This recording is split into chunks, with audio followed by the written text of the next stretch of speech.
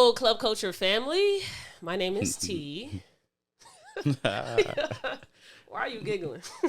I don't know. I guess you just started the introduction. I don't know. I hadn't thought about the introduction, but If you are on YouTube, make sure you like, comment, subscribe, and hit that bell. And if you are tuned in on your favorite streaming platform, thank you for tuning in and make sure you leave a rating. This is episode 18, and I got another special guest with me today. What is your name, sir? I'm Khyle. Hello, Cal. Nice to meet you. Not you, but y'all. Them, you know? yeah. So, I got another Scorpio with me today. Scorpio season. Yeah. Yes, and it just wouldn't be right to not flood y'all with as many Scorpios as I can before we got to get up out of here. Your birthday is a day before mine. Yeah. Weird. Great people. Yeah. I don't know exactly how weird. You think 9 months before our birthdays. It's a very special holiday. I mean, when you People think make a about lot of kids. that's the weird part. Cause basically, your mom and daddy was fucking the day before mine. See, it's different time periods. It might have been like, Theoretically, could have been the same day, and we come out different times. It happens. it happens. Yeah. But I'm glad you're here today, Cal, because we I'm got glad to be a here. lot to talk about. We got a lot to talk about. A lot has happened, and I feel like you were the only person that I would like to have this conversation with. Oh, I feel special. But before we get into like the larger agenda for this episode, I want to, get you to play a little game that I play. Started off with the game. Okay. Yeah, Okay. you know this game. Is it weird or no? It is weird or not. Oh, yeah, I like that game. We get in there.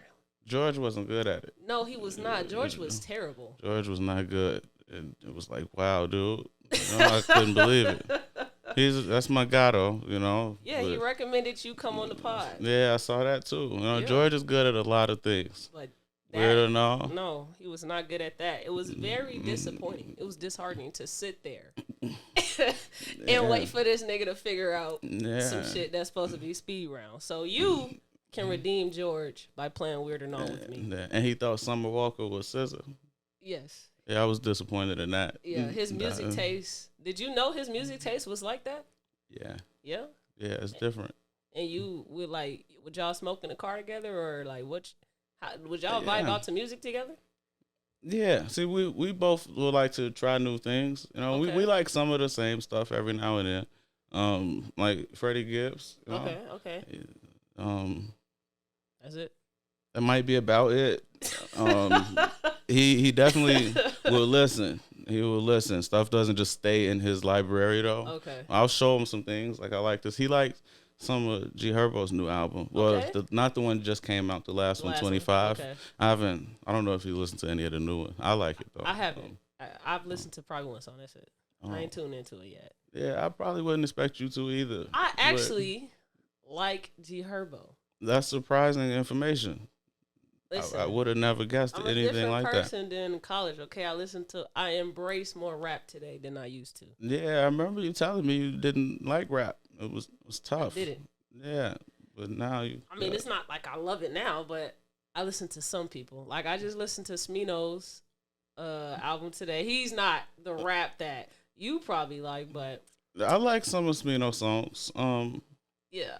I can't tell you the names of them, but Yeah. I like some of them. I don't even know if he knows the names of his songs. I think he just randomly gives it a title when he finishes it. Yeah. But yeah, I listen to that. I listen to what's an actual album I listen to that I think you would like. I mean Kendrick. No, not Kendrick Lamar. Yeah. Never mind. Yeah. Shit. I can't think of somebody at the top of my head I think you'll like. Oh, who do you like? I don't have a person I like that's a rapper.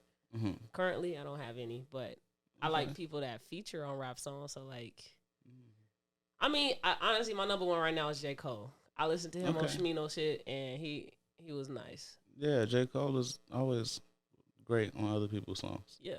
Fantastic. Exactly. So He do some I'm experimenting on his own songs that leave me a little disappointed. And I was a real weak big ass beats. J. Cole fan. The beats and just some of the things like fold clothes. You know that song? I want to fold clothes for you. And I like he didn't I have don't to know do that that. song. You shouldn't. Okay, good. I don't want to know it then. That whole album was a little disappointing for me. Okay, I'm gonna ask you this question before we get to Weird and All. Okay. Who had the best verse? God did. Jay-Z. And do you Hands think down. that because of the length of his verse that helped him solidify the best verse, or that had nothing to do with it? I think it has something to do with it, but I don't know if I would have wanted to hear Rick Ross rap for 4 minutes. What about Wayne? I don't know if I would have wanted to hear Lil Wayne rap for 4 minutes. Going like 2022 Lil Wayne, he had a good verse on there. He really did. It was but decent. I don't know if I want to hear Lil Wayne go for 4 minutes. I think the difference. I always tell people like when they say, "Oh yeah, Wayne's the GOAT," and I tell them, really it's Jay-Z, and then there's a wide gap between him and whoever you think is next. Okay. They like to say, "Oh no, he's not better than Wayne. You tripping?"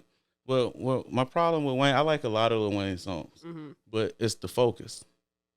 Like he'll say one bar, and it'll be a great bar by itself. Yeah. And then he'll say something else that has absolutely nothing to do with it.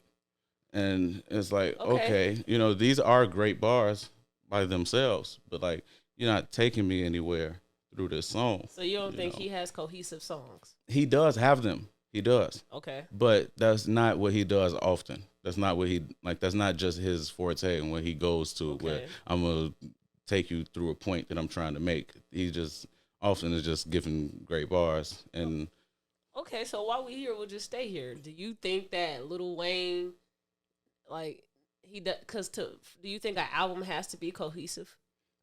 I think has to be no, but if I'm going to say it's a good album, a great album, a classic album, yes, I think that matters. It has to be cohesive. I think what people are making are playlists, which is fine. Yeah. I think like because Drake said he made a playlist on what is it, More Life, that one, and that was cool. But I like that. If that's what you're gonna do, embrace that. An album, everybody don't have to be Beyonce. Everything don't have to be Lemonade, right? Okay. Where it's taking you straight through.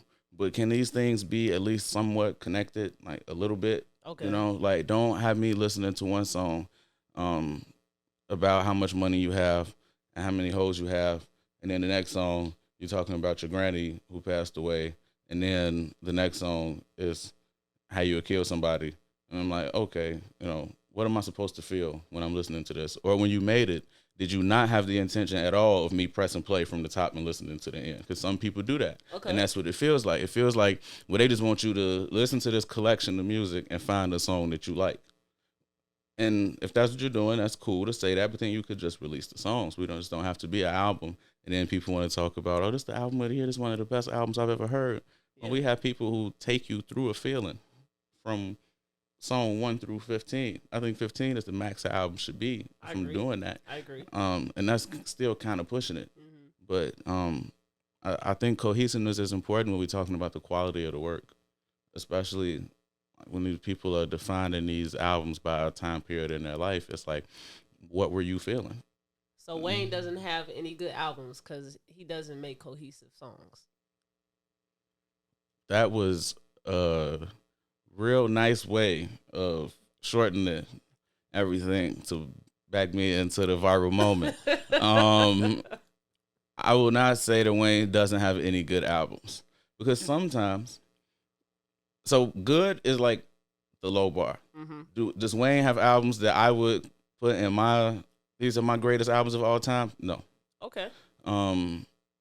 It can be a good album just off of if the song is good. If you have enough good songs, I think the ratio of good songs to bad songs also matters too. Okay. If you drop a 22 song album and only 5 of them are good, 5 of them can be turned into the number 1 song on Billboard.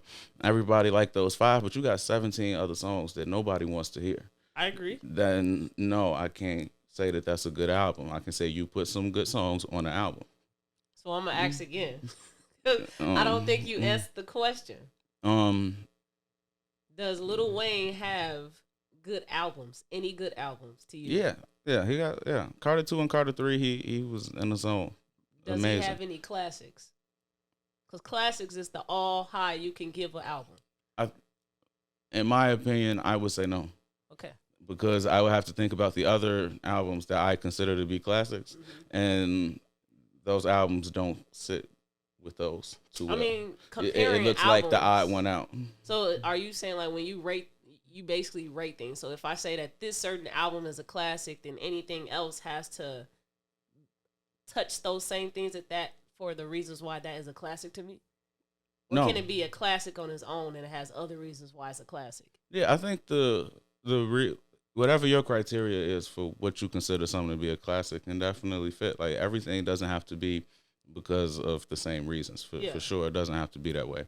But I think if I'm going to put that label on it, once I compare it to everything else that I also put that label on, then it's like, okay, if something feels like the odd man out, it probably is. It's like, right, I think Donovan Mitchell is a great player. Okay. Right?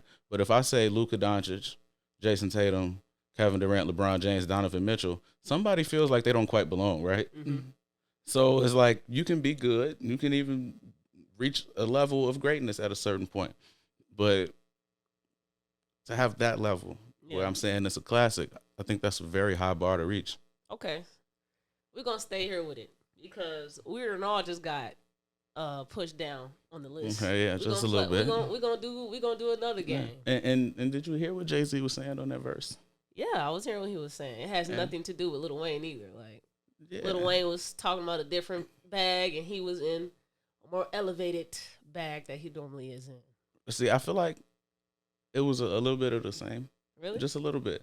Lil Wayne said, "I made the culture. What up, twin?" The face tats and dreads and all that. Even though I think a lot of people started getting the dreads after Chief Keef, it wasn't really Lil Wayne. Lil Wayne had the dreads for a long time and wasn't nobody getting them. So we're not going to race Chief Keef. I think he's talking about a different particular part of rappers that have locks and tats on the face. Chief Keef is not that. Yeah, Chief Keef is not. I don't think he got any tattoos on his face. But I think once Chief Keef started getting big, you started seeing everybody growing their dreads. Like we can't dismiss that. I think that aesthetic that Lil Wayne has, I see it in the rappers that are mainstream today. The rappers that are not mainstream, you can give them the Chief Keef aesthetic, but the rappers that are mainstream that you're giving that to, who are we talking about? Maybe Future and Thug, right? Future, Gunna. Who else is mainstream that has this? I mean, even white rappers, Lil Pump. Wow. It's the same formula. The white rappers hardly get any consideration for me. So like their existence never really plays into anything that I'm talking about. But I'll give it to you. Locks, dreads for them, and that's just they have a particular sound in their music as well. Like if you want to look like Chief Keef, you also probably want to sound like him. You don't think that almost everybody sounding like Chief Keef in a lot of ways? See, I'm gonna need for you to dive into what is Chief Keef's sound, because I heard this one rapper, her name is I think Skylar Blatt or something like that, and she had a song that I heard on Instagram that sounds like Chief Keef, but I don't hear other people sounding like that. So when people say Chief Keef has birthed a lot of this generation, what is the sound that y'all hear? Well, one is the kind of beat selection that everybody gonna use all together with the whole drill beat thing and all of that. Like, drill wasn't about the type of beat that they make. It was about the content of the music. Like, but that's definitely a part of it.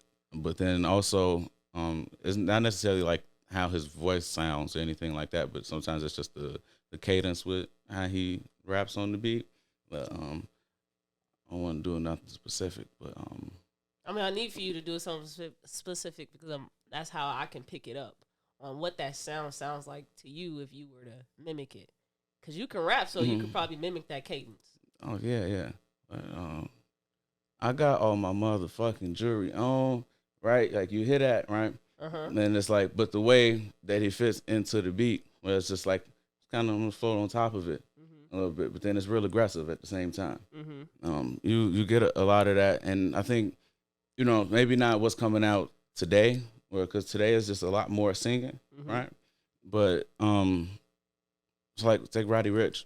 Before Roddy Ricch got famous, and he was recording, the regular YouTube. I'm record off my phone kind of quality videos that every rapper start off with. Those sounded like he was from out west. Okay. So Rowdy Rich used to sound like he was from out west. Roddy Ricch sounded like he was from out west, like he was about to bop. Wow. I need to hear this music because I'm not into rap, so I don't get to know their beginning songs before they get some mainstream help. Right. Even you say like Pooh Shiesty. Okay. Pooh Shiesty got one song on his album that came out. I think it was Shiesty Season or something like that. Okay. It was the Green album. I like a lot of those songs. I'm bad with names, but it was one song. It just sounded exactly like Chief Keef. Okay. And it wasn't even him. That's particularly, it was the guy he had on the song. Okay. Is the guy that he had on the song? Do you know if he's from Chicago? Nah, I think he's from Memphis too. I think Chief Keef's influence is certainly global, and I think a lot of that it just kind of plays together. You go through and we do research on this pod. Oh, okay, great. I know it's one of the ones closer to the bottom. Let's see, Red 13. This the deluxe. Okay, we can't play it on the pod. Oh, I can't play it right because they're gonna flag us. Mm-hmm. But what song is it called? You can just say it on the pod. Making a mess. It's making a mess. That's what it is. Okay. Making a mess. I'm gonna tune into it. Sounds so much like Chief Keef. Okay. I'm gonna tune into it and see what that sounds like. Yeah. I personally don't know Chief Keef. Like, I know what Chief Keef music sounds like, but I don't know exactly what people mean when you hear somebody else try to do Chief Keef. Because I think he got like a video game type of music. He makes like something like the newer music that he's making. You saying definitely sounds like that. Okay. Yes. And I like some of those songs too. But you like new Chief Keef? He just dropped a song the other day. What's it called? I forgot what it was called, but I liked it a lot. Maybe like 2 or 3 weeks ago. Okay. Of course I don't like all the new Chief Keef. I didn't like all of the old Chief Keef either. Mm-hmm. But Chief Keef, he make great music and break ground in different ways, because you don't hear people that get on those kind of beats to talk about the kind of things that he's talking about. Like, and it's different. So the thing is, some of the things, it's a matter of taste. Uh-huh. I think that's the thing that people have to remember when they're judging music. Mm-hmm. Like, some things might not be your taste, but that doesn't mean that it's bad. Yeah. Like, I agree. Like, you know how big of a Beyonce fan I am. Okay. Huge. Yeah. You trying to get some kudo points real quick saying that on? No, but I just had to make the point because I had to say that so they don't kill me. Okay. This last album, I like maybe like 4 of them songs. Okay. I like the 4 I like a lot, but the rest of them, it's just because you could tell like she ain't make that thinking about me riding around the car listening to that, you know, and that's cool. Everything is not for you. Yeah. But you're not in every target audience. Yeah. Is the point, right? Yeah. But that doesn't make Alien Superstar a bad song because I don't want to ride around the Alien Superstar. Yeah. But I love Heated. Yeah. Virgo's Groove is amazing. You see? But like, she didn't think I was gonna like Church Girl. Okay. You like Church Girl? No, I didn't. Oh, okay. She didn't. Okay. But that's what I'm saying. But like, she ain't make that for me to like it. Yeah. So cool, I understand. So I think a lot of things, like when people judge me, they just go, "Oh, this is bad. I don't want to hear this." And it's like, well, you probably wasn't supposed to get it. And that's why when you bring up the white rappers, I don't give any kind of validity to white rappers at all. But I also don't give validity to white fans and their opinion. Okay. I'm with you. I also think that it extends past that. So when they talk about the culture, right, and hip hop culture, and it's for everyone, right? Can you name anything else that somebody would consider cultural that I could just go and adapt because I felt like it? You probably can't, right? They call that cultural appropriation, right? Yeah, I'm with you. So because the thing is like, it doesn't mean anything to me. Everything else is cultural. It's passed down. Day of the Dead was just the other day when the people make the ofrendas and all of that for their people, right? Now, if I go and make one of those, I don't think anybody would sue me, but people would definitely look at me weird if I made one of those for my grandma. Yeah. But like, for some reason, they put hip hop in a place where it's for everybody and it's the culture, but it's like, I seen your mama at the games, right? I seen her dancing a little bit when some of the songs was playing, right? Mm-hmm. I know your mama like rap at least a little bit, right? And so when you was little, it'd probably be songs that came out before we was born that your mama was gonna rap to you, right? Rap the whole verse. And you probably know some of those words now, don't you? Right? Because that's something that's being culturally passed down, right? Yeah. So if you were in the house and your parents say, come turn off that noise because that's not music, and that's how they treat you about going to go explore something, then it's like, how can you say that you were part of that culture? You can't. You don't understand it. You don't get what's going on for real. Yeah. All right. So that's why you take an artist like Lil Durk, right? Yeah. Who had been making great music for a long time. And he didn't get really like super famous to the point that he's at now until recently, just a couple of years ago. And that's because, well, even though Lil Durk, a lot of the music is still with the drill content and dissing people and all of that. Yeah. He has other songs that don't touch on that, and he's singing and he's harmonizing and all of that. And you have somebody like her who has also been making great music for about the same amount of time, who's not as big. And that's because his content, it reaches people that they don't understand it. Yeah. So it's not the quality of the music, it's the things that he's saying. You weren't supposed to feel it. You weren't supposed to get it. You weren't supposed to understand it. So why do you think that rap is as big as it is with people that does not understand it supporting it? It's not that they don't understand any of it. Yeah. But it's that a lot of it they don't understand, but they still give these opinions on it. Like, I would never sit here and tell you that Morgan Wallen is better than Tim McGraw. Or Tim McGraw is better than Morgan Wallen, right? I don't know. Yeah. I don't know what makes a good country song. The only country song I could tell you I've ever listened to more than once on purpose is the one Beyonce had on Lemonade. Okay. I can't sit here and give you a critique on that. I don't watch football that much. I can tell you about every basketball team and all of that, but I'm not going to tell you who's about to win this game on Sunday. I don't know. Unless I know the teams that are very good and teams that are very bad, then I can tell you for sure. I think a lot of times people don't recognize where they lack expertise, but they give expert opinions. So it's one thing to say, I like this or I don't like this. That's perfect. Everybody can do that. It's another thing to say, get on there and you and everybody's Instagram comments, this is mid. How do you know that? Yeah. How? So white people shouldn't have opinions on black culture. I'm not going to say they shouldn't have them. I'm just going to say they should keep them far away from me. So I don't if you were want to talk them. to somebody, if somebody right now was white and not me, you wouldn't care to share opinions with them on black culture. I'll tell them what I think, and depending if I was in a good mood, I might even listen to their opinion. But I'm not leaving here thinking that anything they said mattered. That's not happening. It's not that. You're not going to sway my opinion in any way. Just because some things, it's the background of it. Like the same way people talk to me about Chicago and how dangerous it is and all of that, but they've never been there. Yeah. They've never seen the millions of people who walk around freely, living their lives happy, and Yeah. It's like, okay, so I don't really want to hear what you have to say either. There's certain things. It's like you wouldn't sit here and debate basketball with somebody who never played before. Yeah. I mean, I've had, but. And how much did you enjoy any of those conversations? None at all. I stopped doing it because I understand that just cannot be held. Right. You see, so it's like with that, you have a lot of people who they can latch on to certain things and certain sounds, even just certain content. So even when, you take Lil Wayne and he was the biggest rapper in the world, the songs where he was more cohesive or, the content was deeper than I Eat Pussy, then it was like, those are the songs everybody didn't know. Everybody know Lollipop,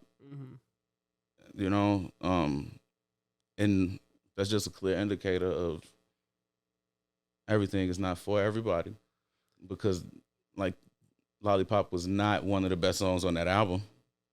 I'm with you. You see what I'm saying? So it's like with that, like white people have certainly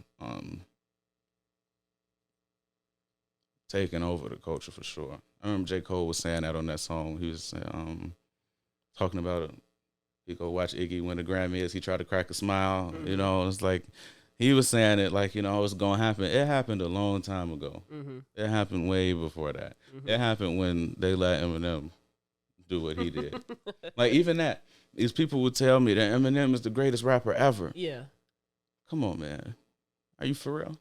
Like, are you for real? Yeah, they're dead ass. Yeah. And a lot of them are the same people who, I probably shouldn't even be saying all of this. Somebody's going to be mad. But a lot of them are the same people who like Kendrick Lamar. And I feel like I'm not a fan of either one of them for the same reasons. I'm not impressed by you throwing around big words. Yeah. And just because you know them, but the point that you made was very mid. Yeah. It didn't take much to think about that. It didn't take much to think about it. It wasn't thought provoking in any way. You just used the feline was grandiose to tell me the cat was big. I didn't need that. I hope Marthel watches this episode. Oh, me and Marthel have talked about this a lot, and I told him Kendrick Lamar be tricking people, and you know, he disagreed.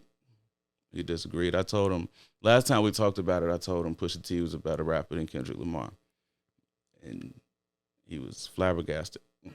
But I was serious. I mean, I'm with you.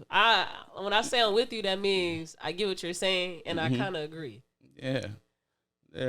So we are getting very deep into this rabbit hole on music, and I gotta bring us back. All right, I'm gonna say there's one last thing. It's not gonna go far, right? I think with rappers and when they like to flex their vocabulary and things like that, right? For me, it's like that doesn't make me think you're smart. Even like with people who are not rappers and people who just speak that way. It's like that doesn't make me think you're smart. I think the smarter person is the person that can explain complex ideas simply. And I can take these complex ideas and explain them to a person who, you know, a younger person, like a child. Yeah. And they understand it. I agree. Rather than speaking just to go over your head. Like the people on Twitter, you see them with his long tweets and especially people who are like super anti-capitalism and stuff, they always have some real nice vernacular to say nothing. You know. Do you not listen to, or ever see content from Buddy that be like, education is elevation? What's his name? Okay, I'm gonna skip past it. Never mind. Yeah, I can't think of his name. Yeah, that doesn't ring a bell right now. But are you on TikTok? Not too often. Well, I see the TikToks that make it to Twitter. Yeah, you would have known though. It's cool. Yeah. Well, I wish I'm gonna send you his TikTok so you can possibly dive into some of his vernacular. Because I think he's one of those people that are intelligent, but sometimes says big ass words for no reason when you could just say it's extremely simple, right? To flex your education as well. Yeah, because my thing is like, who are you trying to communicate with? Yeah, especially when people who like to, like, if I'm saying education is elevation, it seems like my message is to say that to somebody who needs to get their education or continue their education, right? Why am I saying things and using words that I'm not sure that they understand? Exactly. That doesn't make sense. It's like, so your whole message is not really for those people. Yeah. It's for other people who are already at your level to let them know what level you're on. It's not for the people who you are pretending to talk to. I also think that they don't care for, like, they know that those people will hear their message, the ones that have lower education levels, but they also use that as a way to impede conviction. Yeah. Yeah. And that's what I get from that too. Yeah, that's exactly what it is. When you make things sound good, people like to believe it. You know? Yeah. But, you know, I don't know how you believe something you don't understand. Yeah. It just doesn't make any sense. I'm laughing because a lot of shit that Khyle is going to say, I agree with it. I just would say it differently. Yeah, you know, I feel it. So it's like, it's not much I can really add on to it. Yeah, you know. So I'm going to do this or that with you. We're going to come back. Okay, let's go back. Resurface. So I'm going to just give you some names and some statements, and you just tell me the first thing that comes to mind about that, or just really whatever the fuck you want to say about whatever I say. Okay. Jay-Z. The GOAT. Undisputed. Okay. Drake.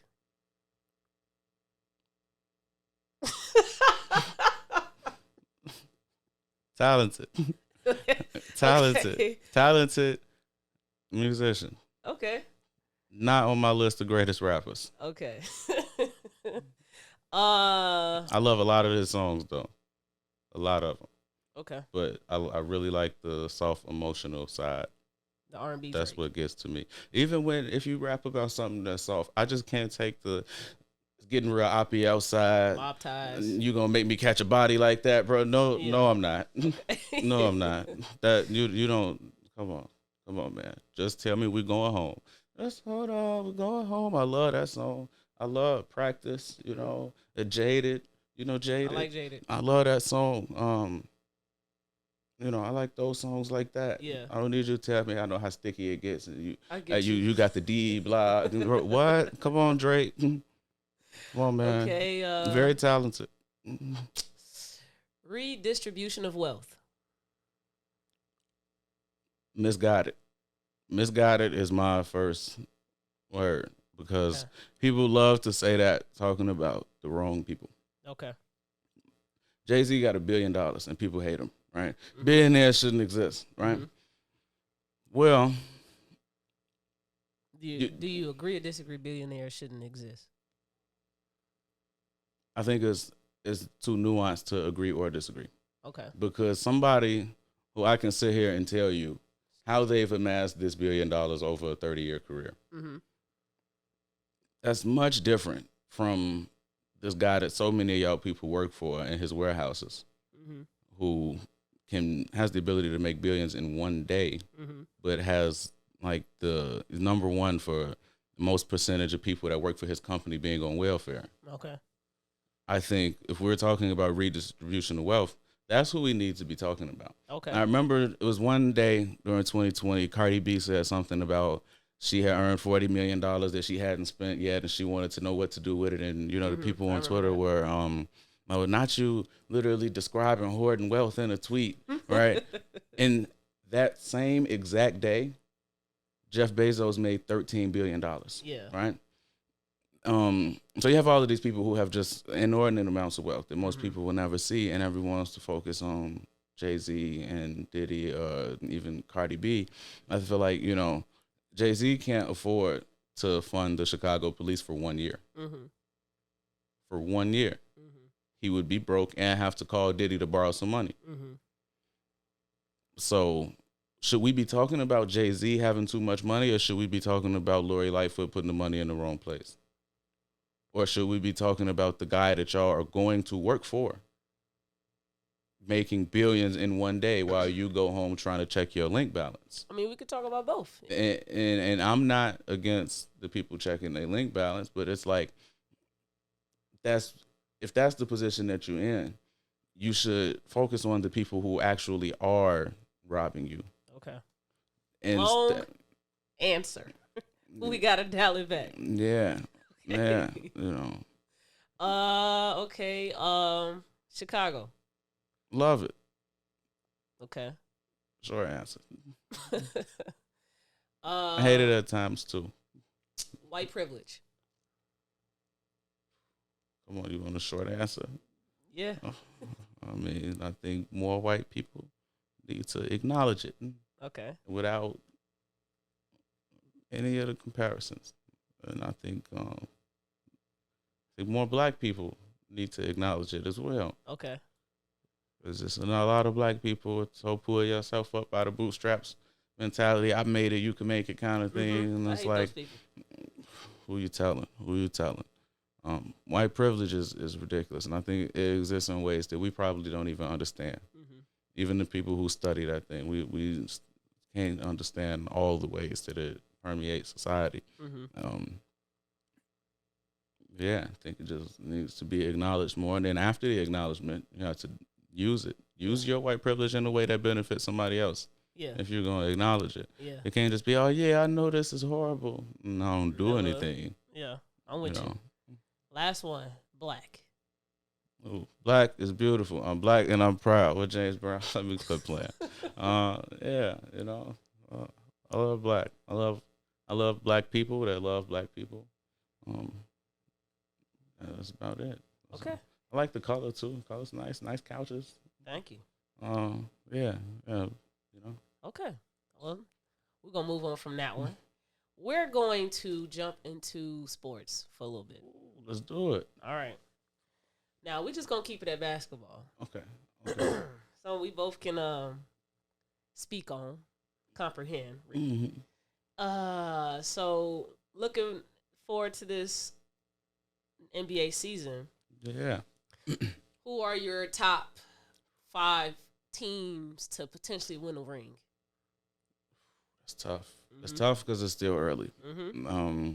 Golden State has started off rough, but they're Golden State, and you can never count them out. Yeah. Because even if they're down by 20 points, you know, Steph Curry come down the court 4 times, they back in the game. Yeah. So you always got to include Golden State, especially since they're the defending champions. Mm-hmm. You got to include the Bucks because Giannis is ridiculous. Really, after that, it gets kind of shaky because a lot of the teams who I was expecting to be good and to compete are not quite there yet. Okay. I thought I knew that Miami was taking a loss when they lost PJ Tucker, but I didn't think that it would be quite like this. And so you ain't think when Jimmy Butler got them things and them noodles in his head, they wasn't gonna plummet a little bit? I don't think it was the hair. He took it out, you know.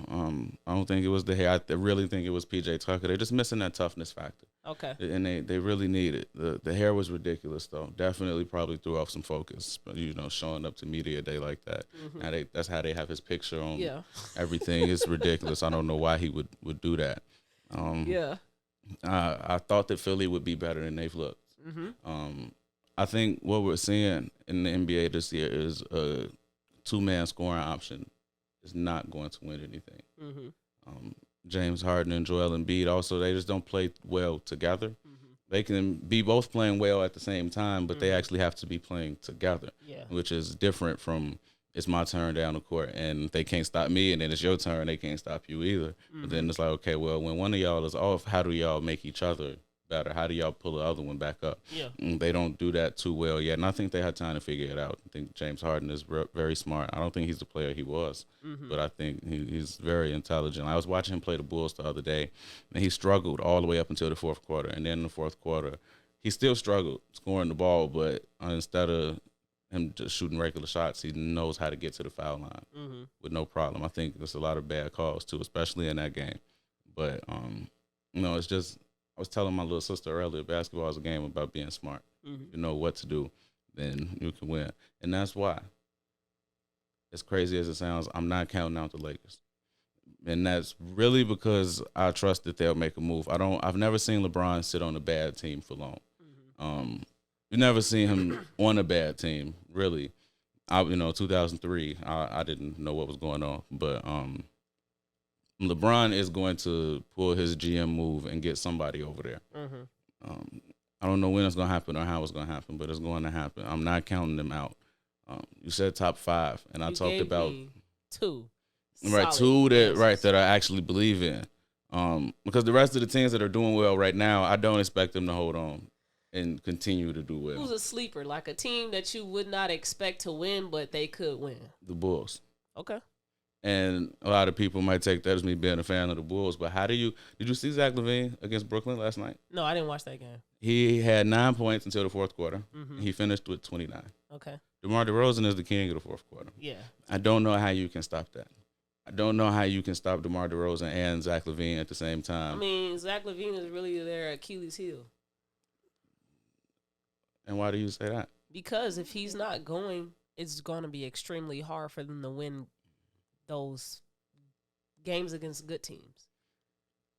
I don't see. Well, I look at like the Bucks series last year. They lost 4-1, but most of the games until somebody missed the game or something in the series, and they ended up getting blown out real bad. But most of the games, even the ones that they lost, they were in the game. Yeah, real close. And Zach LaVine was hurt the whole time. You could tell. You could tell his knee was just real bad, and he was playing through it. But there were times that I saw Giannis under the rim. He could have got dunked on. Zach LaVine is missing the layup, you know.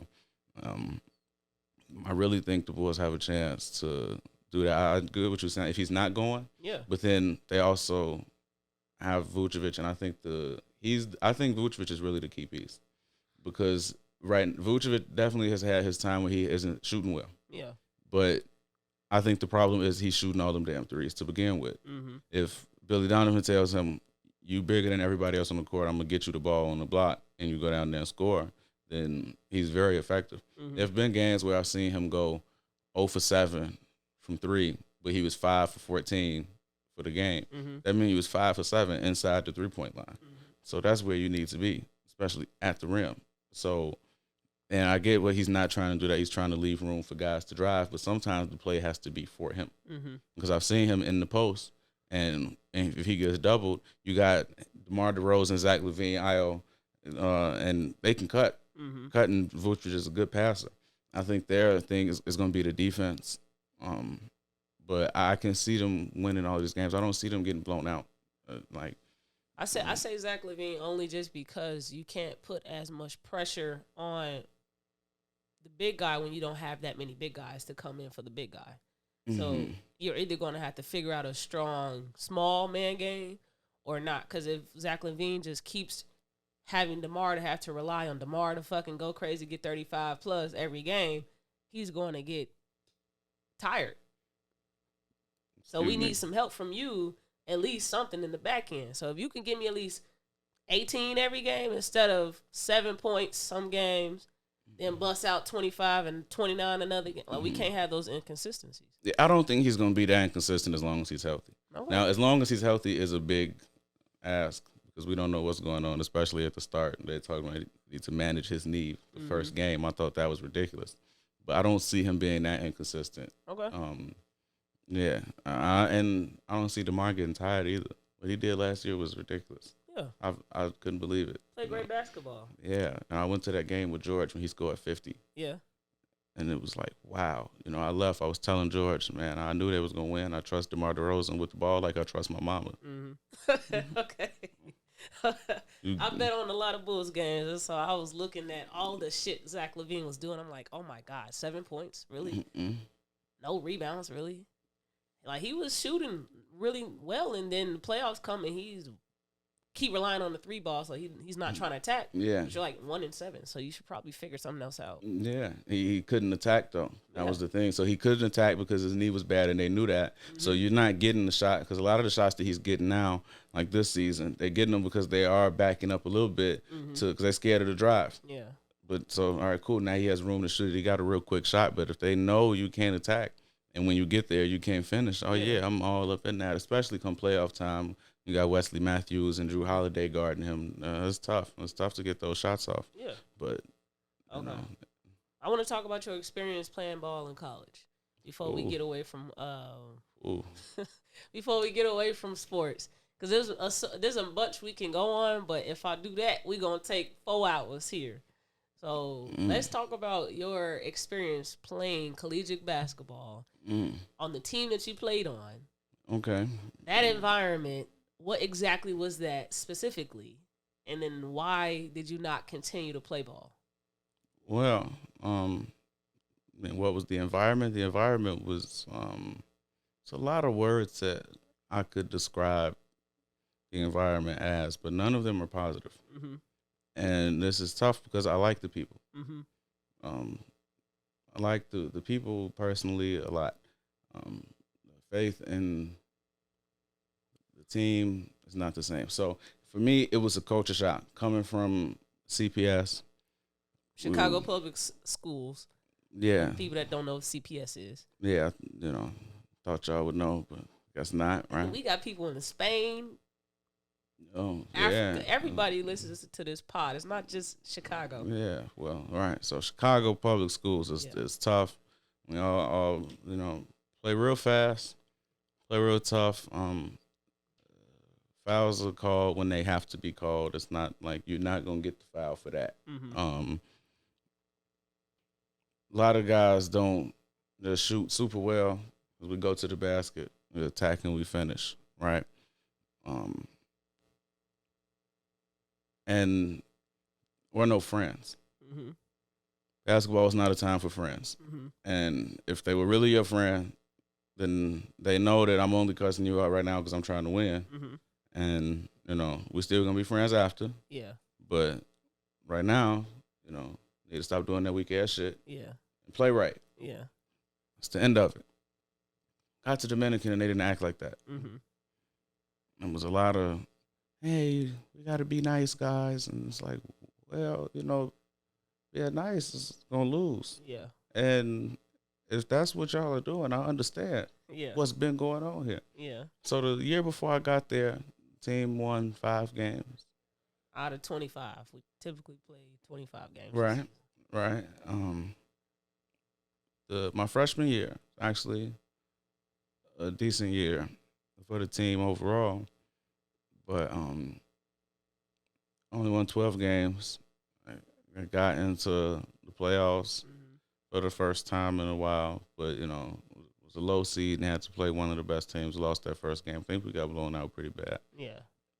And that was the first time where I had seen a high number of people who were on the team relieved that the basketball season was over. People were relieved. Yeah. So my freshman year, I met with, my senior year in high school, I came and I met with the coach and all of that. And he told me, I can guarantee you a spot on the team. I can't guarantee you no playing time. Well, I was used to that. Yeah. I was used to that. You got to earn your time. And if you're not producing, you got to sit down because we're trying to win the game. We're not trying to make you feel good about yourself. I'm like, okay, that makes sense. When he said, I can't guarantee you no playing time, I was thinking about that for a long time, over the summer before I got there, all of that. I'm like, okay, cool, got to work hard and all of that. Mm-hmm. And the first day, we had DU Fest. Mm-hmm. And him saying that it was a different meaning that day because we had 10 guys returning from this previous year. And I kept meeting freshmen who were saying they were on the basketball team. Yeah. So that first day, I'm like, man, somebody's lying. Yeah. It's too many guys. Somebody's lying. All of y'all not on the team for real. Y'all can't be, right? Yeah. I'm like, you can't be. They weren't lying. We had 13 freshmen. Yeah. We had 13 freshmen and 10 guys returning. And I was on a basketball team with 23 people. Yeah. Couldn't believe it. No, I couldn't believe it. It was just way different. And with 23 people, I'm thinking it's like, oh, okay, well, everybody got replacements. Somebody not playing well, and we got somebody else that gonna go, No, I wasn't like that. The rotations were pretty set before practice started. So most of the freshmen were sitting there. We never played. We were sitting there. We had a great bench. We were doing chants. And we would hit free throws, and we had a nice little pat we'd do across the leg or whatever. I remember something real corny like that, but that's because we were bored. Yeah. We were bored because we knew we weren't going to play. Even when we would go to practice and beat the first team sometimes, it was never, oh, man, the freshmen are playing well. It was the first team was playing bad because he wasn't focused on us. It was like, well, you only messed up. You messed up. That's the only reason this happened. Instead of, well, you brought some guys in that actually know how to play basketball. And so the environment was definitely one where it was like, what the hell is going on? Just lost. I had never had a coach tell me that I wasn't playing because I played too much defense. That's verbatim. That man said that to me, and I didn't know what to say, so I didn't ask a question because I was in shock. It was ridiculous. I remember one time, this was my sophomore year, he told me, so when we started off, so we always had like 3 teams, right? My sophomore year, came back and I was playing with the second team, but I had a foot and it was bothering me real bad. So I ended up having to go and sit out for a while. I was doing the time with Sarah, the athletic trainer. Shout out to Sarah. See, great, Love her. Great, yeah. But by the time I came back, I was able to play again. I think it was maybe 1 or 2 games into the season, but I was with the third team. That was the end of it. Um, and he told me that I needed to shoot 40% from three Okay. to see the floor.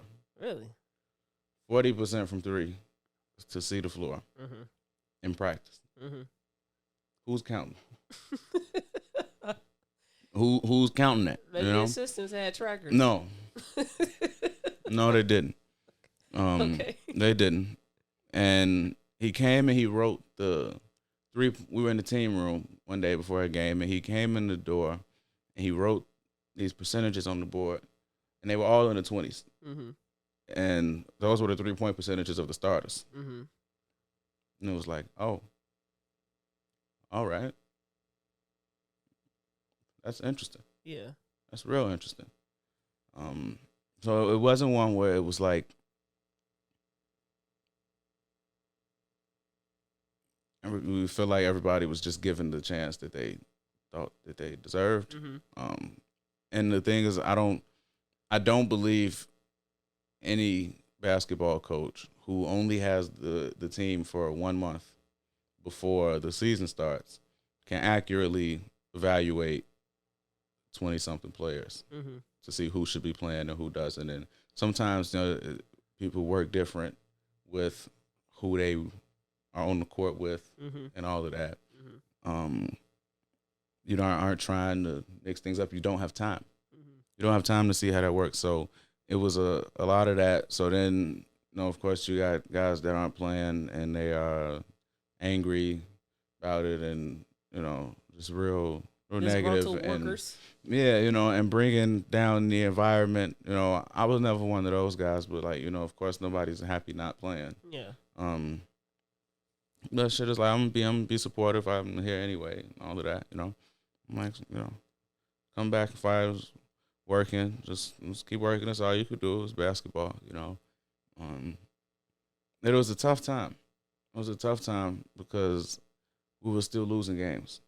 How can you continue to be the upbeat, supportive teammate when you're, one, not playing, and two, y'all are trash? Because I've been through things in real life.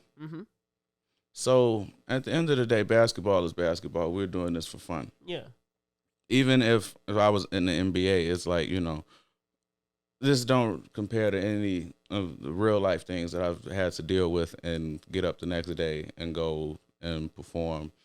So it's like, it was never that. Basketball was never going to just weigh me down in a way that I can't go and do what I'm supposed to do because it's not that serious. A lot of people would say it's not that serious and think like, oh, he don't love it for real and all of that. It's like, no, it's not that. That's I do love it, and that's why I can sit here and watch us win 6 games and not play and still plan on coming back the next year. I do love it, but there's so many worse things I've had to deal with where it's like, all right, if I've had to push through that and get up the next day and go to school for 8 class periods and go to basketball practice after and get home and do 6 classes worth of homework and get up the next morning and go do it again after I had to deal with that, you think losing this basketball game is about to have me sitting here depressed? I think so. I mean, I can get why they'll say you probably don't care, but then again, you're not the one that's on the court contributing as much to the loss. See, no, it's not even that. I think the thing is, because it's not even about the contribution to any of that, because I think that's almost worse. If I was on the court and I know damn well I missed the shots, I didn't cover the defense the way I was supposed to do it, I was out there getting turnovers and we lost, I ain't got nobody to be mad at but me. Yeah. But if I'm going to sit there on the bench and watch us lose and watch all of this happen and watch somebody who I was just outplaying in practice go out there and do that and still feel like, oh, damn, this coach don't believe in me enough to let me even try. Yeah. Tell me I need to shoot 40% while you got this guy playing 30-something minutes and he's shooting 22. Then it's like, well, damn, that's something that's like self-esteem crushing in a way, But for me, it's like my self-esteem was never built on anything that somebody else could tell me about myself or could not tell me about myself, or I'm waiting on this validation for you to give it to me, and I need that to continue to go. It's like, no, it's life, you know. Sometimes things happen the way you want them to, and sometimes they don't. But what are you gonna do? How are you gonna respond? So that was all I could do, you know. Because there were times in high school or even grammar school, I'm playing and we losing, and watching people punching lockers and all of that. It's like, you need to calm your ass down. Like, it ain't, you know what I'm saying? Like, it ain't that. It's not, it don't have to be that, because, you know, and I think sometimes it's really just when you have gone through real life issues that actually matter. Yeah. You have a different perspective on what matters and what doesn't. And some things, you know, ain't no coming back from. And not even like on a morbid level, like death and nothing like that. But some things, like, you make certain mistakes, there's no fixing that mistake. Yeah. Right? So it's like, and sometimes people can do certain things to you, and there's no way that can be fixed. So me losing a basketball game, it's 2 hours of my life. Hell no. It's just not going to happen like that, where I'm about to go be depressed and go cry and not eat for 2 days. Hell no, I'm hungry. So if you had the chance to win an NBA ring right now and you lost, you don't think that's a reason to, I mean, sure, it's a reason to be sad, but it's a reason to be depressed about it? Hell no. Move on. Hell no. Not even move on. Not even move on. Remember that. Remember that loss. But what are you going to do about it? Are you just going to lose again? Are you just going to never get back? Because at this point, you can't win that game that you already lost. It's nothing you can do about it. Yeah. You cannot replay it. You lost it. They celebrating. You got your sad ass on the bus and went home. It ain't nothing you could do about it. But are you going to let them beat you again? I mean, you can take that same ideology and put it towards life, though. So is there anything to be depressed over? Yeah, because some things are just more meaningful. Some things are just more meaningful. Something you lose a person, yeah, that's more meaningful. Somebody passes away and you're depressed, absolutely. But that person is gone. You can't do nothing about it. All you can do is build new relationships. Right, but that's because of how meaningful it is. So that would be super insensitive to say that. If you come in here and tell me, super insensitive to say that about a person that just lost the chance to win an NBA ring. But did you? Because unless you're retiring, you still had that fucking chance. Go do it again. And that's why I'm saying some things are more meaningful. Once you lost somebody, you can't bring them back. When Kobe lost in 2008 to the Celtics, and his ass was shooting free throws that night, and he won the next 2 years. But Kobe now, not the present, the deceased Kobe, but the Kobe at that time, that could have been his only chance to ever win the ring. Let's say that he got injured and had to stop playing basketball after that. Okay, so then are we focused on the injury that you are sad about, or we focused on that loss? Because probably both. I can't be focused on the loss when I still got a chance to win. I can't. I can't do it. I got to figure out how to go win now. I can't be mad that my mom just died when life still goes on, and I have to still get up, go to work, yada, eat, sleep, breathe. See, and that is what we are supposed to believe with things like that. Like, I'm just supposed to keep going, and that's what I was saying. You asked the question earlier about I forgot what the exact question was, but I know my answer was, I've been through things in real life where I had to get up the next day and go perform. Yeah. And then it's like, I still have things I have to do. Yeah. And I still got to go do that. But it's like, I feel like the difference is, can this be reversed? Can this not be reversed? And it's like, not even reverse might have been the wrong word, because you can't reverse a loss. But if my point, the reason that I do it again, right? Do I have another chance at it? Right. So it's like, if I still have another chance, then I got to go win. I get you. That's it. So with basketball, it's like, why are you punching this locker? You gonna tell your kids that too?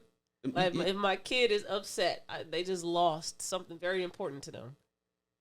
Whether it's a person or a collectible item or a video game, that person, whatever actually has meaning to you, should have meaning to them as well. No, I think everybody make their own meaning in life. Yeah, like what something that might be important to me might not be important to you, and that's perfectly fine.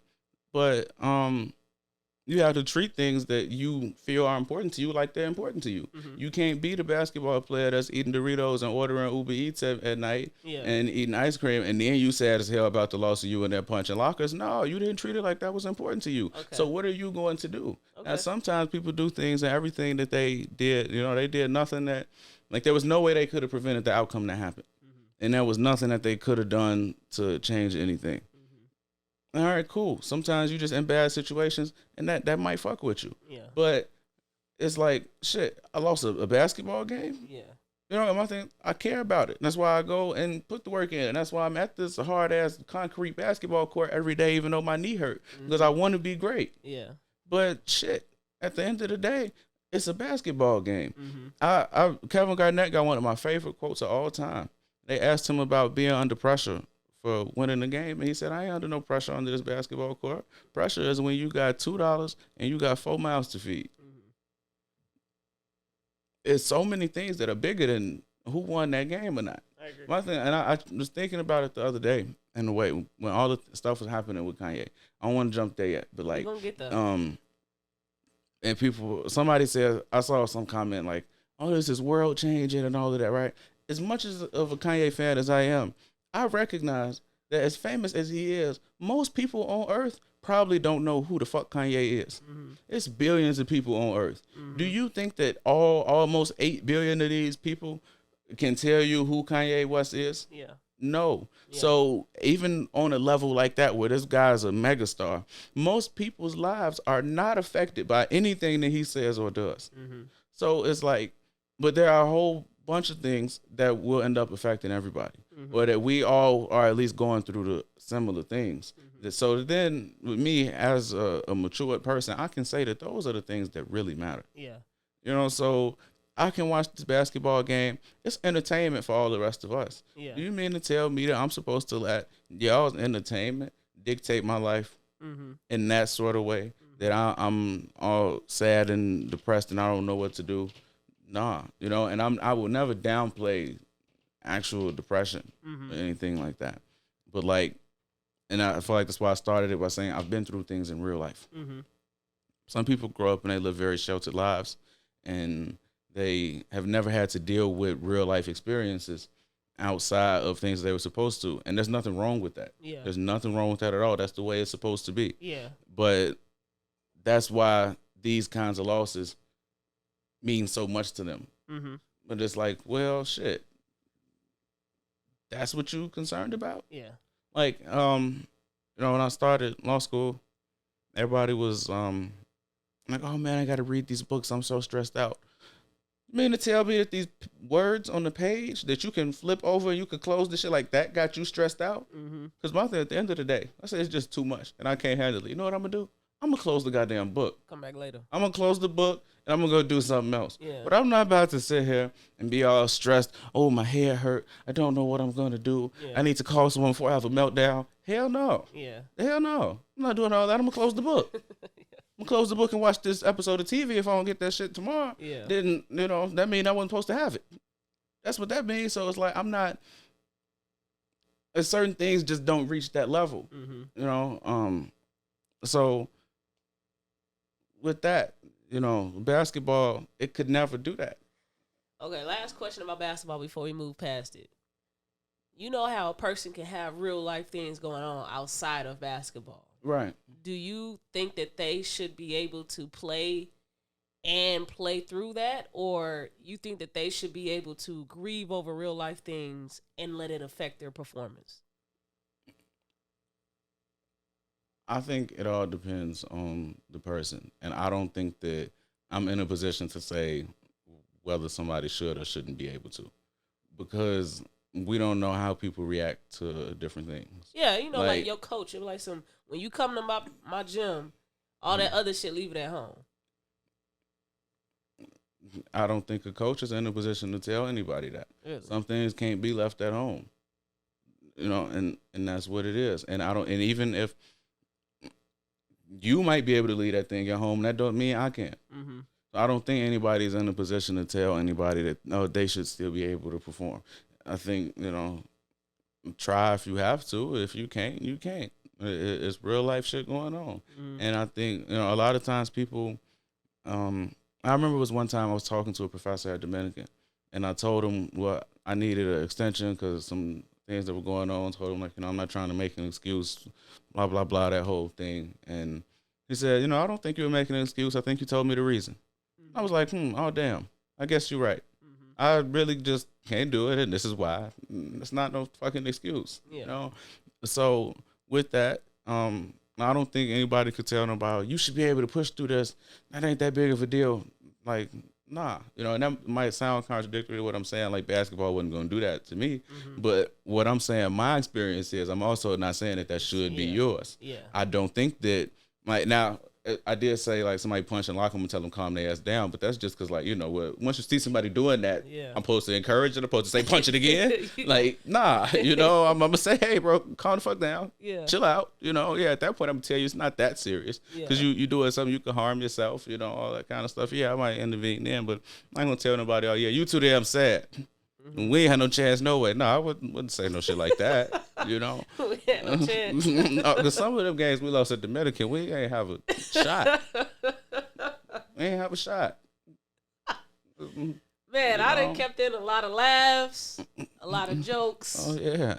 Now that it's over, the boys were bad. Really bad. Y'all were a lot of comedy for me. Yeah, I remember the jokes. I didn't have nothing to say back. It was rough. And the thing is, I think we had a lot of individual talent. I don't think it was managed well, and I think we always just had too many players. Because even with the people who you aren't necessarily focused on and you aren't giving them the attention, it's like, I still have to give you at least a little bit of attention. So now giving you that little bit of attention, I'm starting to neglect the players who are actually about to be in the game. I can't address all of the things y'all are doing wrong. And that was just another thing about the culture. It was like, everybody was just too damn nice to everybody. Like, some shit you just can't do. Yeah. And I remember it was one time,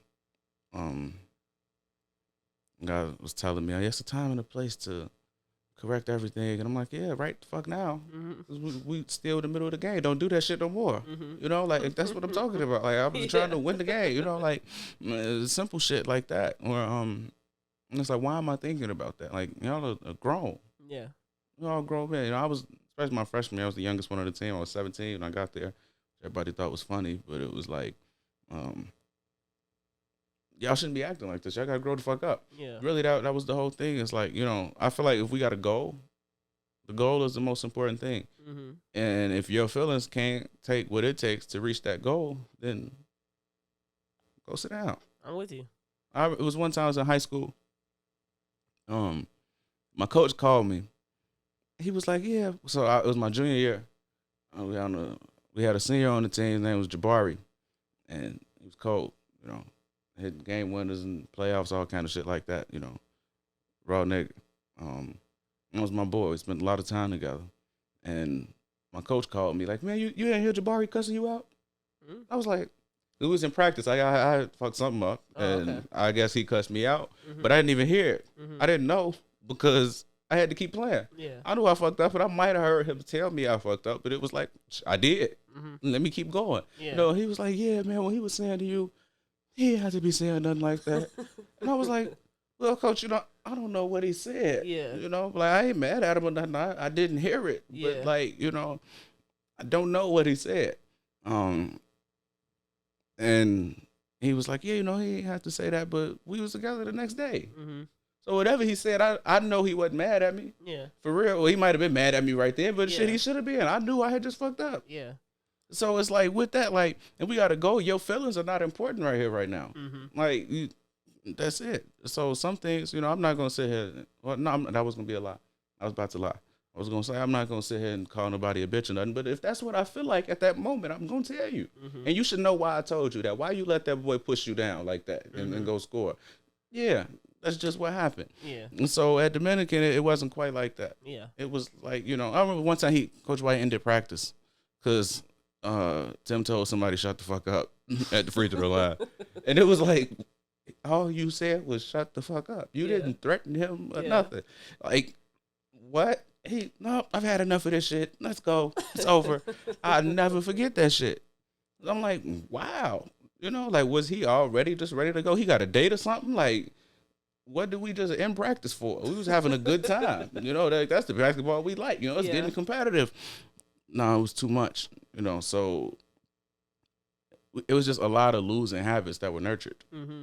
And I'm not sure if I hate how this sounds because I really respect Coach White as a man, but it was like I don't know if he recognized that those were losing habits because of how long he was losing. Mm-hmm.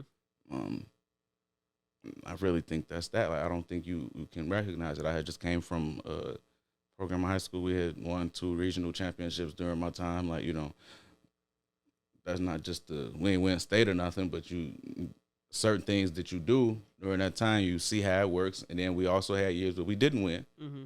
And I could tell you what was different. Mm-hmm. And years we didn't win, it was we telling the guys, oh, this is not how you run that play. And they don't want to listen. Mm-hmm. So at that point, now we losing. And there ain't nothing else that can come from that. Yeah. And that's another thing about it where it's like with basketball, there's so many factors that go into this. Mm-hmm. I can't let all of you niggas manipulate my feelings like that. Mm-hmm. If your ass don't get enough sleep the night before, you come out here airball, I'm supposed to go be depressed and not eat and not do my work and fail. And now I can't go get a scholarship to school because this nigga ain't want to go to sleep. Hell no. Mm-hmm. Hell no, I'm not going to do all that. No, it's too much. Do you think that the man ego is a very distinct thing, or do you think that there's no difference between a woman's ego and a man's ego? That's tough. Mm-hmm. That's tough because I think as far as how our egos motivate us to act, I don't think there are any differences at all. Mm-hmm. I think with men sometimes it can be more apparent because women are used to calling that out in men. Oh, he got a big ego. That's why he acting like that. Mm-hmm. Men, we don't, and maybe women amongst each other can see it more often, but we don't always see when a woman's ego is at play. Mm-hmm. But it is a lot, a whole lot. And that's because one thing is just we just aren't usually focused on it, especially like in terms of like, romantic relationships and things like that. We don't be focused on this woman's ego. Like, hardly ever. But it's at play a whole lot. I'm with you. Especially, with the... Like, it's one thing, I think everybody wants to be valued and you want to know you valued, right? So, like, a woman saying, oh, you don't compliment me enough, I don't think that's her ego. I think that's like, well, damn, nigga, like, how am I supposed to know that you value me if you don't tell me, right? But when it's like her man do this for her, I'm not settling for less. And it's like, well, how are you even to determine what's less or more? Because there's so many other factors in that relationship that, maybe that material thing is costing her something else that is a price that you don't want to pay. Yeah. You see, so it's like, I think women's ego is definitely in play. I don't think it's different with how we, with how it motivates us. I think it can definitely cause us to take different actions. Okay. And I think with because with men's ego, a lot of times you see these absurd actions when our ego has been hurt. Like the guy, I think it was in Memphis, he came back to the court and killed the girl that beat him in basketball. No. You didn't hear about that? No. So, he shot this 21-year-old girl. She beat him in basketball, and he went and got his gun and came back and killed her. Wow. Like I don't see women's ego do things like that. I don't see that at all. But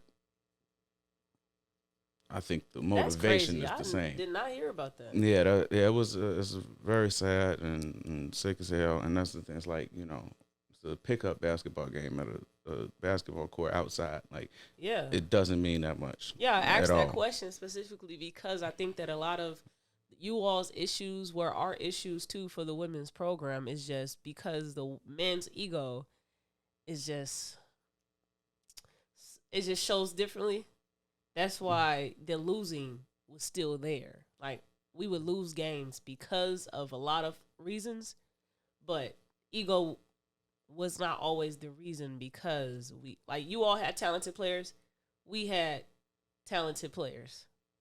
Mm-hmm. Why weren't we losing as well? If I say that we still had same issues as you all, like I think that our coaching could have been better, harder, more aggressive. They had a soft ass approach too that I didn't really care for. Mm-hmm. I think I was the hardest person in the gym,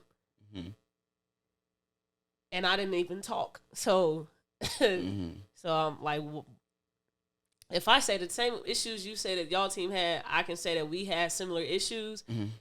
Then could that also mean that the man's ego is just like really powerful? Like it can really do things. To say that, I don't think that the ego was the problem. So definitely not y'all main issue. I'm just saying, like I don't think. Like I think the ego definitely didn't necessarily affect the whole team. You might say that about whoever was supposed to be the main guy at that point, but I don't think it affected the whole team. Like my sophomore year, Johnny Wolf was on the team, and I wanted him to shoot the ball so much more. Yeah, and he kind of took a more passive approach. Yes. Than I felt he should have. Like that could be an example of the complete opposite of the ego because he knew how good of a player he was. He could have been out there trying to prove it all the time. I don't think it was that. I think there definitely were some ego problems, but I don't think that. Like if I had to make a list of 10 of the top reasons why that program wasn't successful, the ego wasn't going to make that list, and it might have even factored into some of the other issues. Yeah. But I think that's just kind of what you expect with people who've been playing basketball for years. You know, you come in with a certain understanding of who you are, right? Yeah. So when you have to adjust and beat somebody else, because now you're on a new team, then yeah, it'll definitely affect you.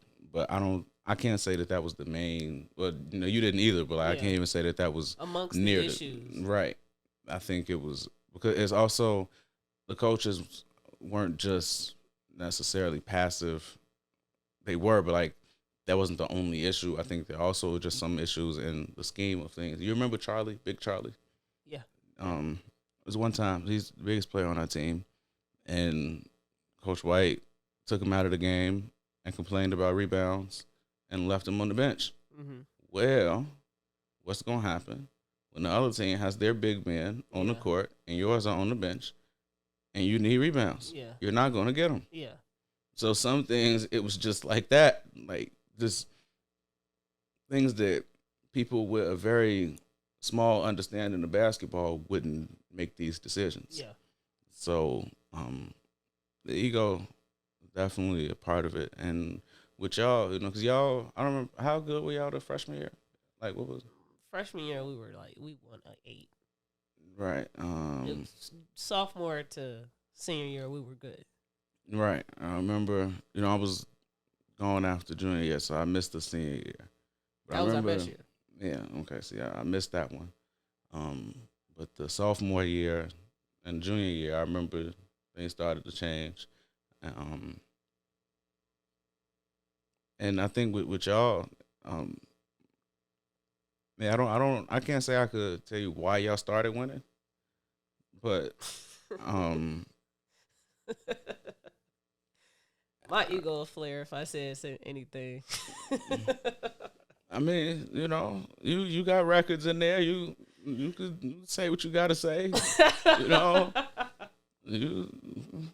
once you get to the record books, you know, hey, I ain't calling it ego. I'm calling it, you know, work. Shit. Everybody else will say this ego, but the proof is you said it. It's there. Yeah, you know, see, that's another one of those things, like, just about ego for me, like, in general. Yeah. Like, you can feel however great you feel about anything that you've done, and that's not going to make me feel any worse. Whether it's something you did and I did it too, or you did it and I didn't do it, or you did it and I know I can't do it. That don't have nothing to do with me. Yeah. Like, I can't whistle. If you come in here and you whistle and that shit sound beautiful, that's not gonna make me feel bad because all the other things that I know I'm good at, You know, it's like, okay, cool. That's the it's Scorpio there. in you. Some people just cannot remove insecurities out of their bodies. Because I think with ego is just a bunch of insecurities. Like, you probably wouldn't have this ego if you were more secure with yourself. And rational. I could see that. I don't think I've ever heard anyone say that the insecurities boosted the ego before. Really? I don't think I've ever heard that. What? So that's definitely a new thought. Wow. So if me and you were on a team together and I was a really great 3-point shooter and Coach White just told you that you need to be at least over 40%, not saying that would fuck you up, but like somebody that that's not secure with themselves, they would act differently towards you because you have something that they cannot do. And all they have to do is just work hard and get better. But instead, they make all these excuses for why they're not better and now put it out on you. See, but then I wouldn't call that ego. I would call that stupidity. Like, I mean, yeah. I think, because that just don't make sense. Like, you being good is not the reason I'm not good. Yeah. And I wouldn't, and if I would then go and put it out on you, like an example of putting it out on you would be me saying, oh yeah, I shoot better than her. Well, nigga, no, you don't. Like, you just make more in this game. Like, that's the ego part. Like, they have to make themselves feel big when they're winning, and they direct it towards a person who has that skill over them or something. Oh yeah, that's definitely interesting. I don't know if I have saw anything like that on our team. I'm not saying that. Yeah. To reflect back on y'all. Yeah, I didn't think so. But just thinking about it, like, I don't think we had any issues like that. It was, I think sometimes other teams are just better. Yeah. And not that they are better because their players are better, but they play better. Yeah. Like, that's just how that happens. Like Miami. Yeah. Miami has no fucking superstars. For real. Whether you consider Jimmy Butler one or not is debatable. Mm-hmm. But if they went to the final, they had the best record in the East last year. Mm-hmm. And this is the deepest I've seen the East my whole life. And they had the best record, and we got all of these superstars over here. Mm-hmm. Sometimes teams just play better. Yeah. And that's it. They play more like a team, and they gonna win. So when I'm watching guys like you remember KJ? Yeah. From yeah. Like, why?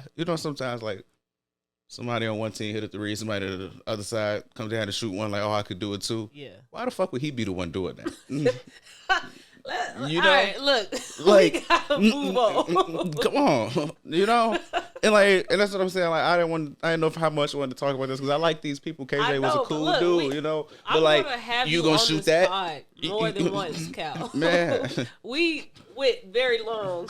We gotta go forward. Yeah, let's go. Sorry, listeners or people that's watching. This might be a long one, but we came here for something else, and I would love to talk more about your collegiate experience. I would love to share stories for another episode. Okay, yeah, we can push it. Okay, let's move on to Weird or No. Okay, yeah, Weird or No, that's the game. Okay. So the name of the game, I'm sure you know it, but I'm going to just say it for any new listeners. Mm-hmm. I'm going to read Cal a headline, and he just has to state whether it's weird or no, and give a one-sentence reason for why. Okay, so I'm going to get right to the game. Kyrie Irving faces backlash for promoting anti-Semitic film on social media. Not weird. Why? Because this is a pattern that we have seen forever with anti-Semitism, and you can't say anything that even halfway resembles it before you are facing what they like to call accountability, which really isn't accountability. But this is a long sentence. A long sentence. Yeah, I'm ready. I got all my compounds. That was a pause. I'm back to my sentence. But when it's racism, clear, flat out racism, we got all these words like racially insensitive, racially charged and shit because we can't address that. But anti-Semitism really fucking matters. Okay, stop. More than 146 people killed in a crowd surge during a Halloween celebration in South Korea. Weird or no? Not weird. Why? I think it's tragic, but things happen like that often enough that I wouldn't say that it's weird, but it's definitely very, very bad. Okay. Goodwill will no longer accept Yeezy product donations. Weird as hell. Why? Because the Goodwill takes products for free and sells them for cheap, making a profit, and they decide that they are the ones who are going to be the moral judge of society and say, we're not going to take these perfectly good shoes that I know these people need and could never get at a price like that because I didn't like his comments. Stop. That's it. Oklahoma City man accused of knowingly spreading HIV after being diagnosed in 2019. Weird or no? Not weird. Why? People have been doing things like that for a long time, and that's why we know to protect ourselves. Okay. Jack Harlow was nominated for BET Hip Hop Lyricist of the Year, among many others. Weird or no? Can I say it's both? Is that possible? No. Weird or no? Not weird. Why? They sold BET to white people some years ago. Okay. Yep, that's my whole answer. That's it. Federal appeals court temporarily blocks President Biden's student loan forgiveness program. Weird or no? Not weird. Why? We knew that there was a lot of opposition for that when he announced it. So them expressing that at this point is kind of expected. Okay. Illinois school board fires high school teacher caught on video yelling racial slurs at black students. Can you repeat that? Let me make sure I heard this right. Illinois school board fires high school teacher caught on video yelling racial slurs at black students.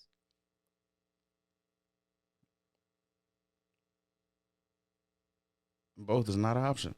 I'm going to say it is not weird. I'm going to say it's weird. Okay.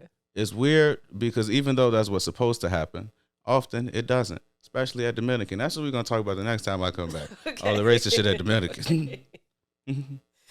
Kanye West apologizes to the Jewish community for recent comments and explains that God did not call him to alienate. Weird as hell. Why? If you're not going to apologize for saying the shit about George Floyd or all of the other shit that he did that has, made black people look at this nigga crazy, then why the hell are you apologizing to them? Okay. Ridiculous. For some shit that, if it's getting on that saying the truth, we're going to get there. We're going to get there. But damn. Former Philadelphia sheriff's deputy charged with selling drugs illegally, including 2 previously used in fatal shooting of a teenager. He was selling what? He was selling guns illegally. Oh, I thought you said drugs at first. The officer was selling guns? Mm-hmm. Not weird. Why? They've been dropping shit off in our neighborhood since the 80s, man. Okay. And been corrupt forever. Last one. Mother of George Floyd's daughter files a $250 million lawsuit against Ye for harassment, defamation, and infliction of emotional distress. Not weird at all. Why? Because he shouldn't have said that stupid shit. And we got to start making people pay for getting on there saying dumbass shit. Okay. That was weird or no? Finally got to it. Man. And now that we are on the Ye shit subject, I know you got a lot to say. Mm-hmm. Let's just say everything that you want to say, but kind of, prep your statements to not be as long-winded. Okay. Because I want to jump in with get straight to the point. Okay. I got you. Get straight to the point. Kanye has had recent comments about the Jewish community, the black community, and rich people in the music industry, right? Mm-hmm. Music entertainment sector. Mm-hmm. What is your take on everything that he has said to start? The nigga didn't lie. Okay. The problem is when you look up the definition of anti-Semitism, in the definition, they say making statements about Jewish people controlling disproportionate amounts of the media and being disproportionately wealthy and all of the things that people say as positives about Jewish people, that they say, oh, no, don't say that shit. So if I put it in the definition to say that it is racist to ever say that sometimes, no, I'm going to say it's racist to say that black people make the best fried chicken. Don't ever say that shit. Am I supposed to expect everybody to go around and say that the Mexicans do it? Or we're going to say that the white people make the best chicken? Because I can't tell you what the truth is. That's crazy as hell. I'm going to put that in the definition, which just shows like another level of power to begin with. Like, and if you won't call that power, you can call it intelligence and very tactful to get to their point, which is if I can never say who is in control, we can never address who is in control, then you can never address the control. Because who are you being controlled by? So at this point, especially you take since 2020, since George Floyd was murdered, everybody has been talking about we got to have this new racial awakening in America, and everybody's supposed to be coming to understand things, right? So now it's not a problem to call out white supremacy. You even catch white people doing it. So when we talk about these white people who are also Jewish and how they exercise their white supremacy, it's wrong, because we have to address them as certain people, as the Jewish people that they are, and you can't do that. You can't address the Jewish people, but they can exercise the white supremacy in the same ways that we're trying to get eradicated, as long as they're not Jewish. That sounds real crazy to me. That sounds real fucking crazy. So do I think that Kanye is intelligent? No. Okay. Do I feel bad for him? What was happening to him? Not really. Not really. But I do think it's setting a very bad precedent for the rest of us. And when you say the rest of us, who are you referring to? Us, it's always black people. Okay. Always. Because how do we ever fight the control? It's crazy. If you was little and you go in the room and you say, she hitting me, ma, she hitting me, and she gonna ask you who? Yeah.